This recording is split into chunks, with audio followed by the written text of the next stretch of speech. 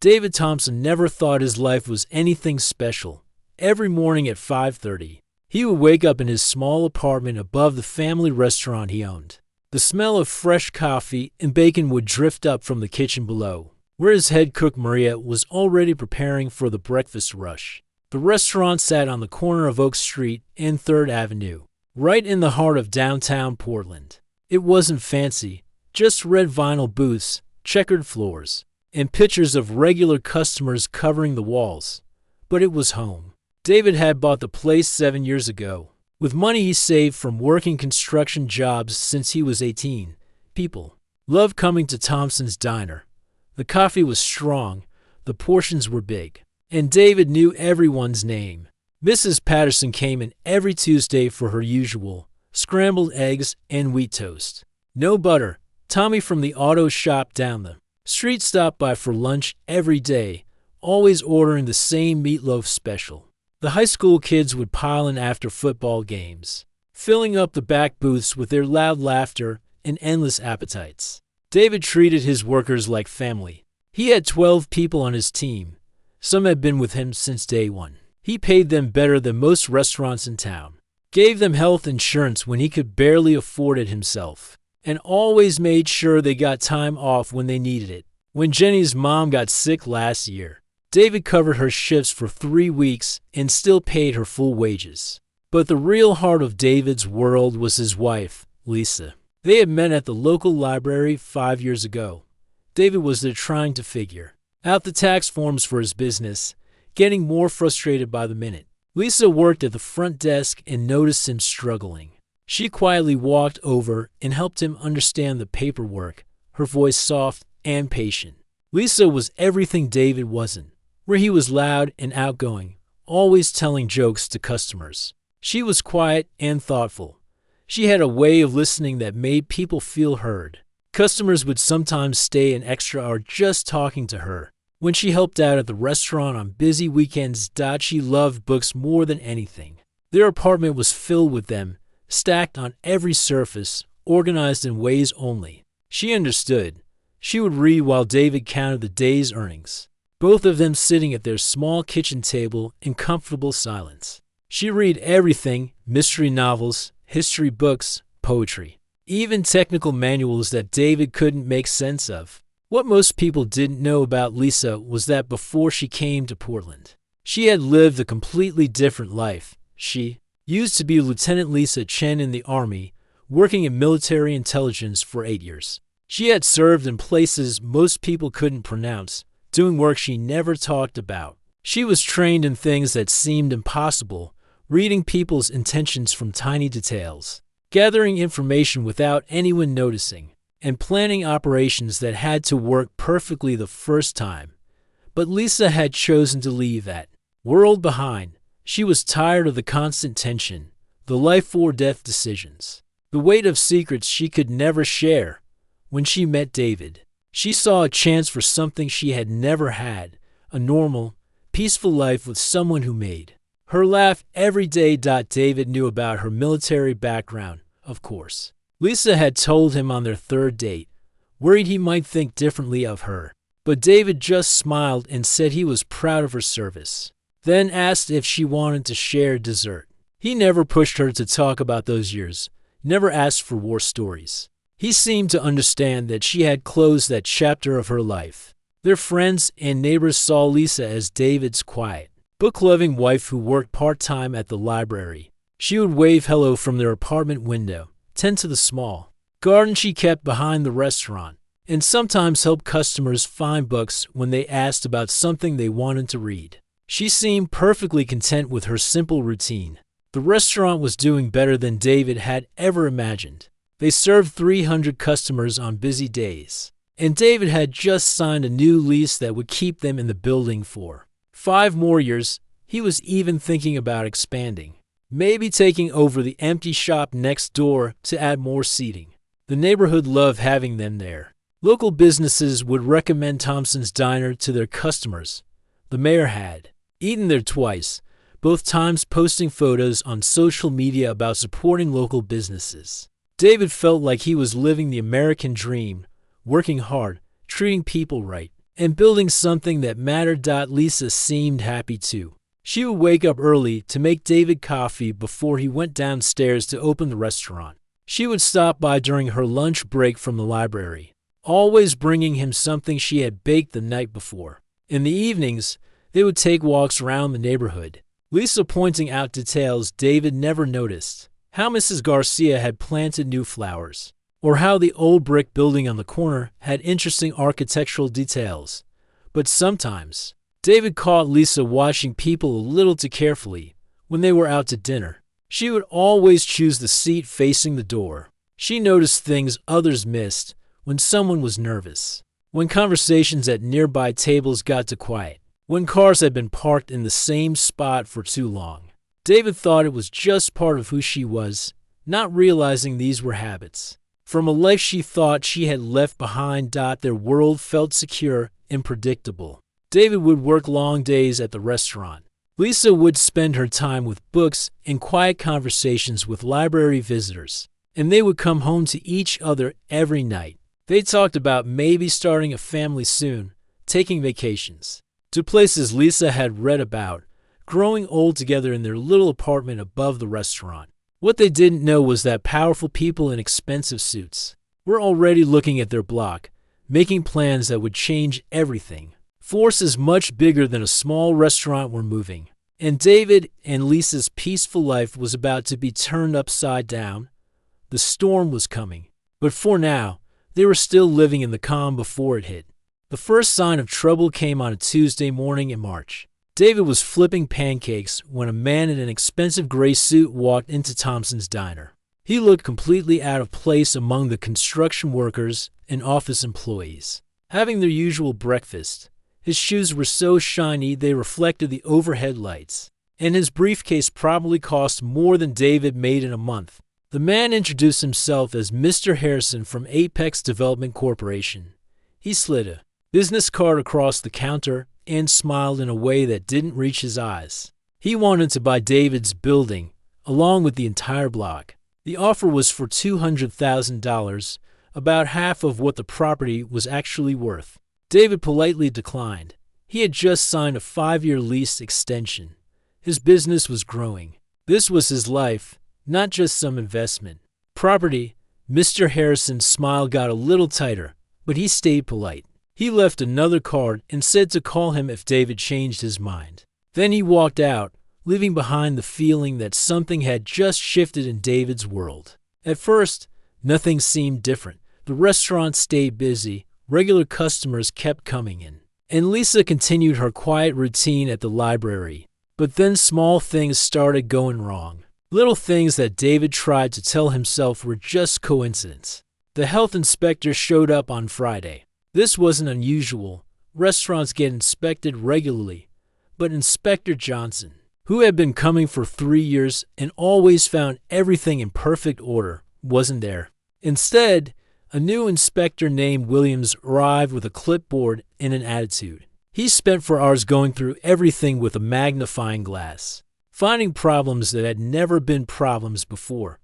The refrigerator was 2 degrees too warm. Even though it had been working fine for years, there was a tiny crack in one floor tile that Williams said was a safety hazard. The hand soap dispenser in the employee bathroom was the wrong type, apparently. Williams wrote up violations that would cost David $3,000 to fix, and he had to do it within 2 weeks or face fines. David fixed everything Williams demanded, spending money he had planned to use for new equipment. But Williams came back the following week and found new problems. Now the exhaust fan was too loud. The spacing between tables wasn't regulation. The storage room needed better lighting. Another $2,000 in required changes. Then the city building inspector arrived. David's building had passed inspection 6 months ago with flying colors. Now, suddenly, there were structural concerns. The inspector found issues with the electrical system that needed immediate attention. The plumbing required upgrades. Even the front steps were somehow now a code violation. The estimates for repairs started at $15,000, and that was just for the urgent items, while David was dealing with inspectors. His permits started getting delayed. He had applied to expand his outdoor seating area in February, a simple request. That usually took 2 weeks to approve. Now it was stuck in some bureaucratic maze, moving from one department to another, each one finding new requirements and requesting more paperwork. The stress was starting to show. David found himself snapping at suppliers over small mistakes. He was drinking more coffee during the day and having trouble sleeping at night. Lisa would find him sitting at their kitchen table at 2 in the morning, staring at bills and inspection reports, trying to figure out how to pay for everything. But the real disaster started when David's employees began quitting. First, it was Roberto, his best line cook. Roberto had been with David for 4 years, never missing a shift, always willing to work extra hours when needed. One Monday morning, Roberto came in looking uncomfortable and said he had found another job. He was sorry, but the new place was offering him 50% more money plus benefits. David couldn't match that kind of offer. 2 weeks later, Jenny from the wait staff gave her notice. Same story, better pay, better benefits, an opportunity she couldn't pass up. Then Carlos, who worked the breakfast shift, got offered a position at a new restaurant across town for almost double what David was paying him. Within a month, David had lost 5 of his 12 employees. Training new workers was expensive and time-consuming. The new people didn't know the regular customers, didn't understand the flow of the restaurant, made mistakes that cost David money and frustrated his loyal customers. The worst part was watching his remaining employees get nervous. They started asking questions about the restaurant's future, worried they might lose their jobs if business kept declining. The comfortable family atmosphere David had worked so hard to create was disappearing, replaced by anxiety and uncertainty. His suppliers started having problems too. The food distributor David had used for 5 years suddenly couldn't guarantee delivery times. They were having issues with their trucks, problems with their warehouse, computer system difficulties that meant orders got delayed or delivered wrong. David's produce supplier called to say they could no longer offer the wholesale prices they had promised. Market conditions had changed, and their policy was different now. Business was definitely suffering. Regular customers noticed the changes. The food took longer to come out when David was short-staffed. The quality wasn't quite the same, with new cooks still learning the recipes. Word started spreading that Thompson's Diner wasn't what it used to be. David's savings account, built up over 7 years of hard work, was disappearing fast. Between the repairs, fines, equipment replacements, higher wages to attract new workers, and declining revenue, he was burning through money at a terrifying rate. At home, Lisa watched her husband change. The easygoing man who used to tell jokes and stories was becoming quiet and worried. He would come upstairs after closing the restaurant and collapse into his chair, too tired to even eat dinner properly. He started having a beer with dinner, then 2, then 3. Not enough to be drunk, but enough to take the edge off the constant stress. Lisa tried to help however she could. She worked extra shifts at the library to bring in a few more dollars. She took over all the household expenses so David could focus the restaurant's money on keeping the business alive. She listened when he needed to talk and gave him space when he needed to think. But inside, something else was happening to Lisa. She was watching the patterns, noticing the timing, recognizing tactics she had seen before in a different kind of war. The health inspector visits weren't random. The permit delays weren't bureaucratic accidents. The employee departures weren't just coincidence. Someone was systematically destroying her husband's life, and they thought they were being clever about it. They thought they were picking on a small-town restaurant owner who wouldn't know how to fight back. What they didn't realize was that they weren't just attacking David. They were attacking David's wife. And Lisa Thompson wasn't just a quiet librarian who loved books. She was something else entirely. Something they should have been very careful about waking up. David thought he was losing his mind. 6 months of constant problems had pushed him to his breaking point. He was making mistakes he never used to make, forgetting orders, burning food, losing his temper with customers who had been coming to his restaurant for years. The worst part was seeing the disappointment in their faces when he wasn't the friendly, cheerful David they remembered. That Thursday night was the final straw. David had just finished cleaning the kitchen after another difficult day when he realized they were out of coffee for tomorrow morning. Their supplier had messed up the delivery again, and David couldn't face starting Friday without being able to serve coffee to his regular customers. Some of them had been ordering the same cup of coffee at the same time for 3 years straight. He drove to the wholesale supply store across town, the only place still open where he could get the commercial-grade coffee his customers expected. But when he got back to the restaurant, he found the front door standing wide open. His heart stopped. David ran inside, expecting to find the place torn apart, equipment stolen, cash register emptied. But everything looked exactly the same. Nothing was missing. Nothing was broken. Someone had been inside his restaurant, but they hadn't taken anything valuable. They had just wanted him to know they could get in whenever they wanted. This was the moment David finally broke down. He sat in one of the red vinyl booths where Mrs. Patterson ate her Tuesday breakfast, put his head in his hands, and cried for the first time since his father's funeral 10 years ago. He felt completely helpless, like he was fighting an enemy he couldn't see or understand. When David finally made it home that night, it was almost midnight. He expected to find Lisa already asleep, like she had been most nights recently. Instead, she was sitting at their small kitchen table, wide awake, with her laptop open and papers spread everywhere. But these weren't the usual library work papers, or the book she loved to read. Lisa had maps printed out, building plans, business documents, and what looked like surveillance photos. Her laptop screen showed information about Apex Development Corporation, financial records, executive profiles, project histories. She had 3 different phones on the table, and David could see text messages and call logs that definitely weren't from the library. For a moment, David didn't recognize his wife, the gentle, quiet woman who spent her days helping people find books was gone. In her place sat someone who looked like she belonged in a military command center or a police investigation room. Her posture was different. Her expression was focused and sharp, and her eyes had a hardness David had never seen before. Lisa looked up when David walked in, and her expression immediately softened with concern for him. But she didn't close the laptop or try to hide what she was doing. Instead, she said the words that would change everything between them. "We need to talk," she said simply. "And I need to tell you what I've been doing for the past 2 months." David sat down across from her, feeling like he was meeting his wife for the first time. Lisa took a deep breath and began explaining what she had discovered. She had started investigating 3 weeks after the first health inspection, when she realized the timing was too perfect to be coincidence. Using skills she hadn't used in years, Lisa had been quietly gathering information about everyone who had been making David's life difficult. LT. Inspector Williams, the health inspector, had a gambling problem and owed money to the wrong people.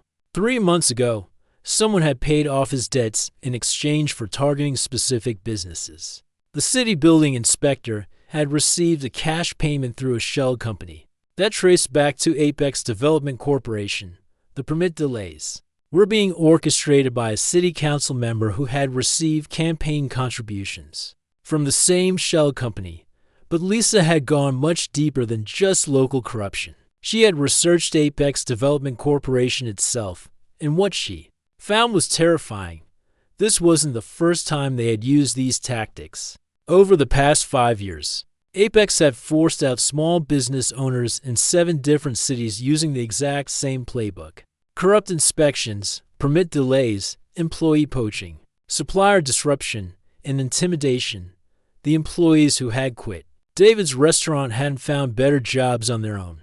They had been recruited by companies that existed only on paper, paid inflated salaries for 6 months, then laid off after the target businesses were destroyed. Most of them ended up worse off than when they started, but by then it was too late. David listened in stunned silence as Lisa explained how she had uncovered this information. She had been using contacts from her military days, people who now worked in federal law enforcement, cybersecurity, and investigative journalism. She had been gathering evidence, building cases, and preparing for a war that David didn't even know they were fighting. I didn't want to tell you what I was doing, Lisa said, her voice gentle but determined. I was hoping I could handle this quietly, without you having to know how bad it really was. But tonight, when you came home looking like they had finally broken you, I realized we're past the point of me protecting you from this. David stared at his wife, trying to process what she was telling him.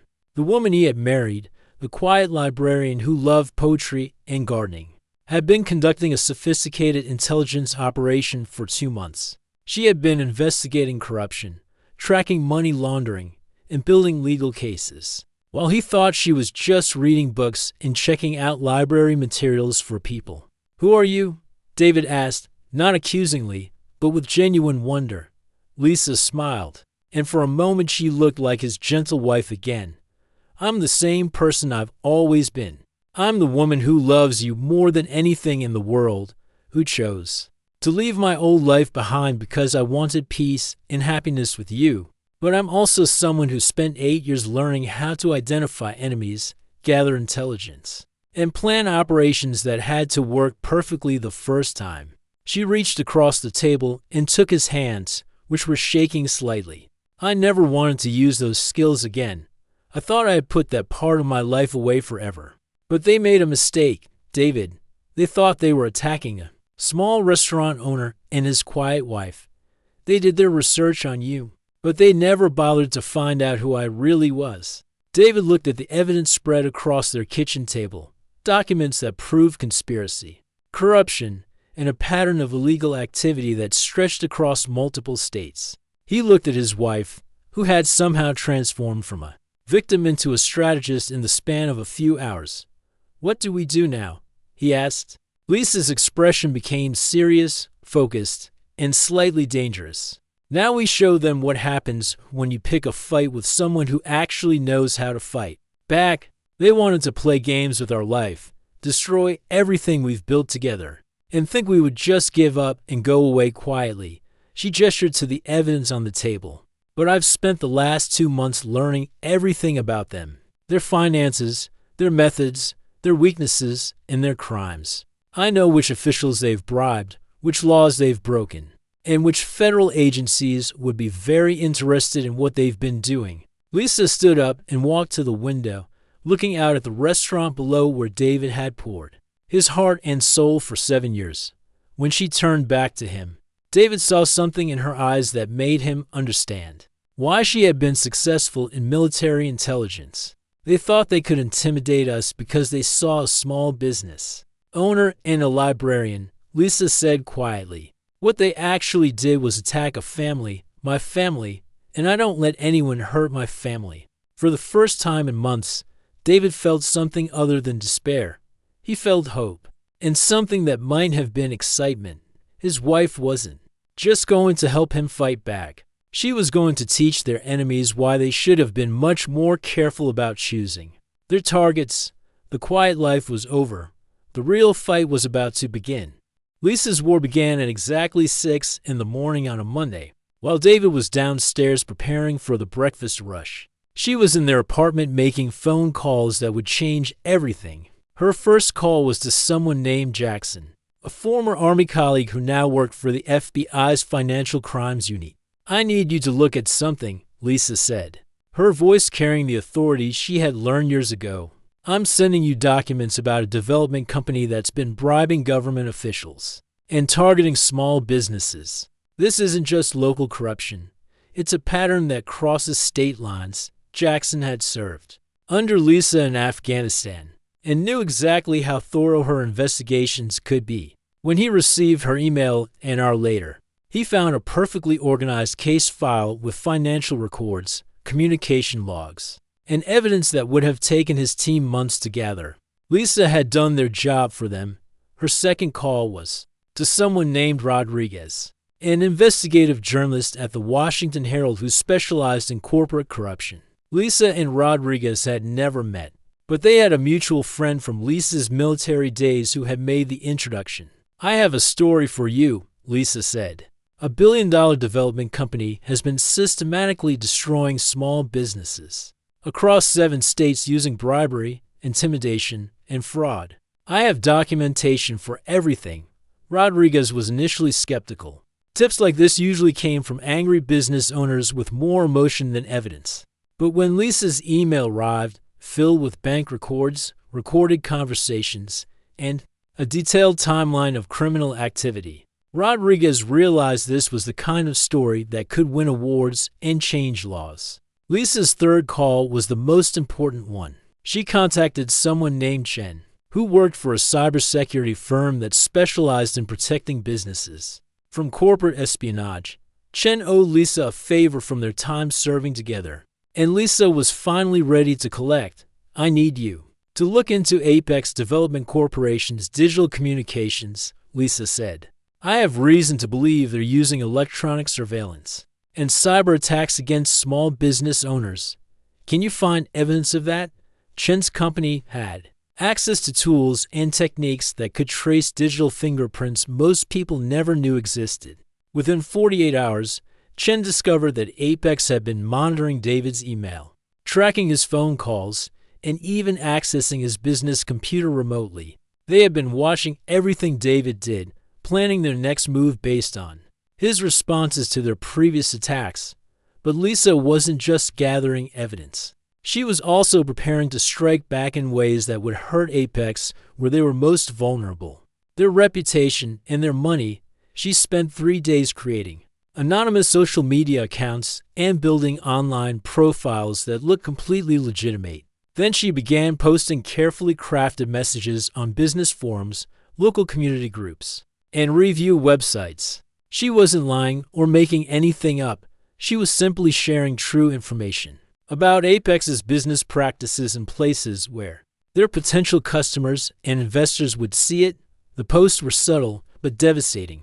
Lisa shared news articles about Apex's legal troubles in other cities. She posted public records showing how much money they had spent on lobbying and campaign contributions. She highlighted the pattern of small businesses that had been forced to close after Apex arrived in their neighborhoods within a week. The stories began spreading on their own. Business owners in Portland started talking about what had happened to David's restaurant.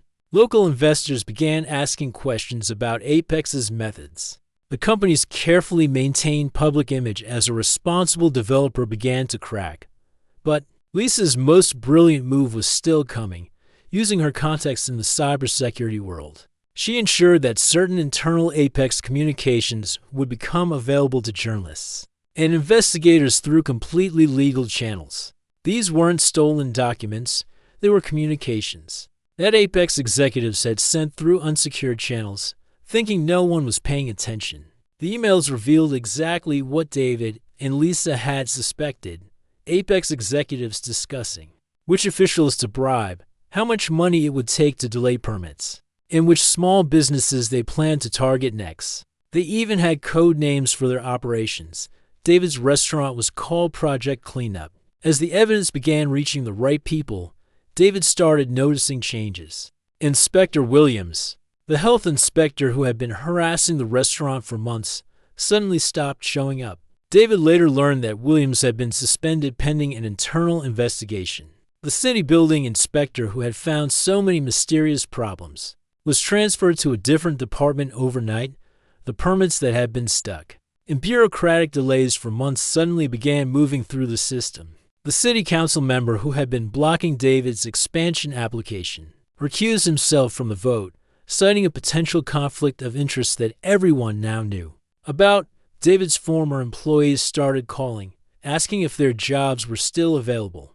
The companies that had recruited them away had suddenly shut down, leaving them unemployed with no explanation. Roberto, his former line cook, came back apologizing and asking for another chance. Jenny returned to waitressing, grateful that David was willing to forgive her for leaving.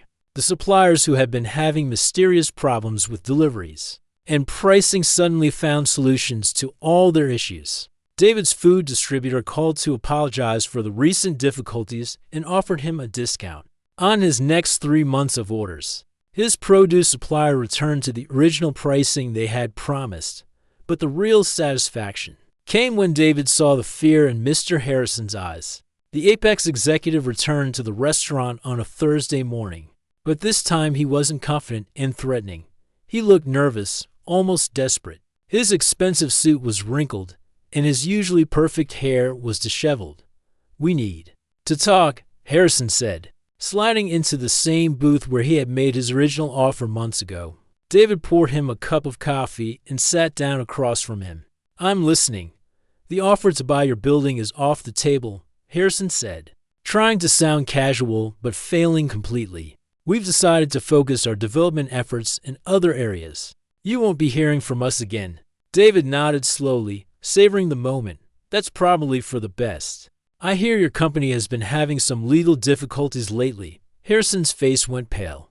The FBI investigation was just beginning, but word was already spreading through the development industry. Investors were pulling out of Apex projects. City governments in other states were reviewing their relationships with the company. Harrison knew his career was probably over after Harrison left. David walked upstairs to find Lisa sitting at their kitchen table with her laptop closed and her papers put away. She looked like his quiet librarian wife again, as if the past few months of strategic warfare had never happened. "Is it over?" David asked. Lisa smiled and kissed his cheek. "The emergency is over. The investigation is just beginning. But yes, they won't be bothering us anymore." David sat down next to her, still amazed by what his wife had accomplished. "How did you know all of this would work?" "Because I learned a long time ago that the best way to win a fight is to make sure your enemy doesn't realize they're in one until it's too late," Lisa said. "They spent months attacking you, thinking you were helpless. They never imagined that someone was watching them, learning their methods, and preparing to use their own tactics against them." She took his hand, her voice gentle but satisfied. "They wanted to play games with our life. So I taught them what happens when you play games with someone who's actually good at them." For the first time in months, David felt like he could breathe normally again. His restaurant was safe, his employees were back, and his wife had just shown him that sometimes the quiet person in the room is the most dangerous one of all. 6 months later, David was reading the morning newspaper when he saw the headline that made him smile wider than he had in years. Apex Development Corporation CEO arrested in multi-state fraud investigation. The photo showed Mr. Harrison and 2 other executives being led away in handcuffs outside their corporate headquarters. The FBI investigation that Lisa had triggered had grown far beyond what anyone expected.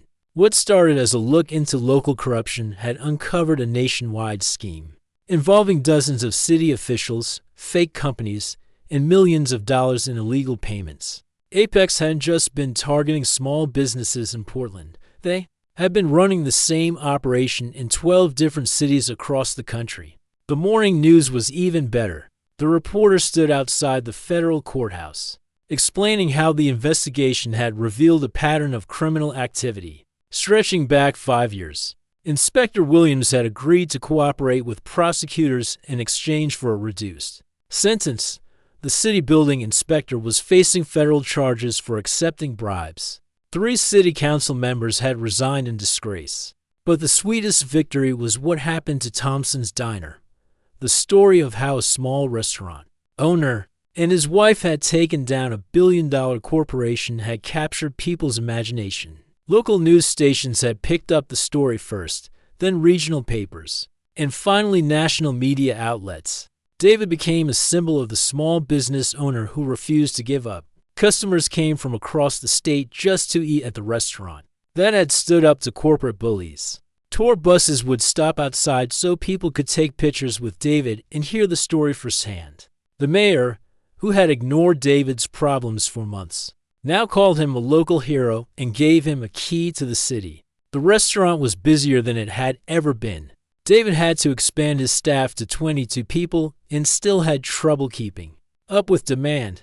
He finally took over the empty shop next door, doubling his seating capacity. The bank that had been hesitant to loan him money 6 months ago was now offering to finance any expansion he wanted. But David wasn't interested in becoming a restaurant empire. He kept Thompson's Diner exactly what it had always been, a neighborhood place where people felt welcome and the food was good. He paid his employees even better wages now, gave them health insurance and vacation time, and treated them like the family they had always been. Lisa returned to her quiet routine at the library, but with a difference. People in town now looked at her with a mixture of respect and amazement. The story of how a part-time librarian had outsmarted federal investigators and brought down corporate criminals had become local legend. Children would point her out to their parents. Business owners would ask her advice about dealing with difficult situations. She handled the attention with the same grace she brought to everything else, always deflecting praise and reminding people that the real victory belonged to everyone who refused to let bullies win. But David could see that she was proud of what they had accomplished together. The legal cases were still working their way through the courts, but the outcomes were already clear. Apex Development Corporation had filed for bankruptcy, their assets frozen by federal investigators. Mr. Harrison was facing 20 years in prison. The shell companies that had been used to bribe officials and poach employees had been exposed and shut down. More importantly, the investigation had led to new federal legislation.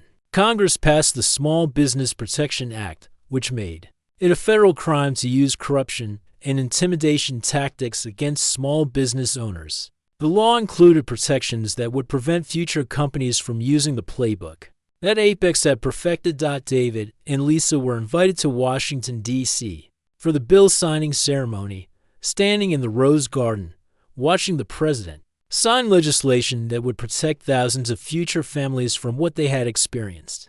David felt a pride he had never imagined possible. This law exists because the people refuse to be victims, the president said during the ceremony. They showed us that sometimes the most powerful weapon against injustice is simply refusing to give up and knowing how to fight smart instead of just fighting hard.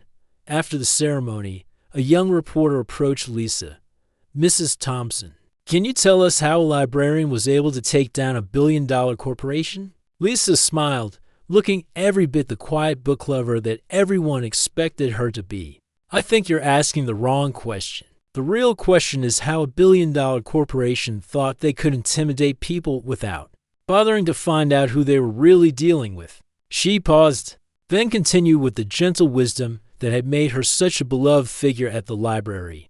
The thing about quiet people is that we're not quiet because we can't make noise. We're quiet because we choose when to speak up, and when we do choose to speak up, we tend to have something worth saying.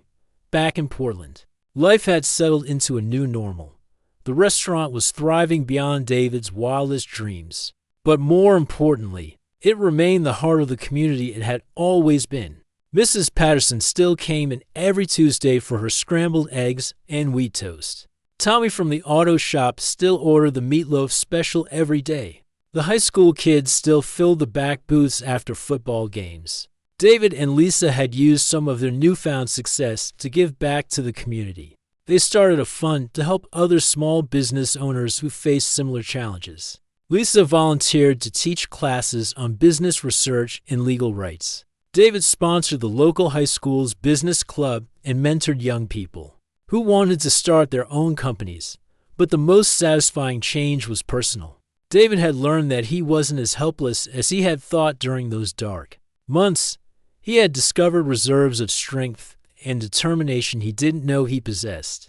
And he had learned that the quiet woman he married was not only the love of his life, but also the most formidable ally anyone could ask for. Lisa had learned something too. She had spent years trying to leave her military skills behind, thinking they belonged to a different person in a different life. But protecting her family and her community had shown her that those skills weren't something to hide from. They were part of who she was, and they could be used for good on quiet evenings. David and Lisa would sit at their kitchen table just like they used to, David counting the day's earnings while Lisa read her books. But now there was a deeper understanding between them. They had faced the worst kind of attack on everything they cared about, and they had won by working together, each bringing their own strengths to the fight. Sometimes David would look at his wife, peacefully reading a poetry book or a mystery novel, and remember the night he came home to find her surrounded by investigation files and making phone calls to federal agents. It still amazed him that the same person could be both the gentle librarian who helped children find books and the strategic mastermind who had brought down a criminal organization. "What are you thinking about?" Lisa would ask, noticing his smile. "Just thinking about how lucky I am," David would reply. "Not just because you saved our restaurant, but because I get to be married to someone who's full of surprises." Lisa would laugh and return to her book, and David would return to his paperwork, both of them confident in the knowledge that whatever challenges came next, they would face them together. In somewhere in corporate boardrooms across the country, executives would think twice before targeting small businesses, remembering the story of the quiet librarian who had proven that the most dangerous person in any fight is the one nobody sees coming.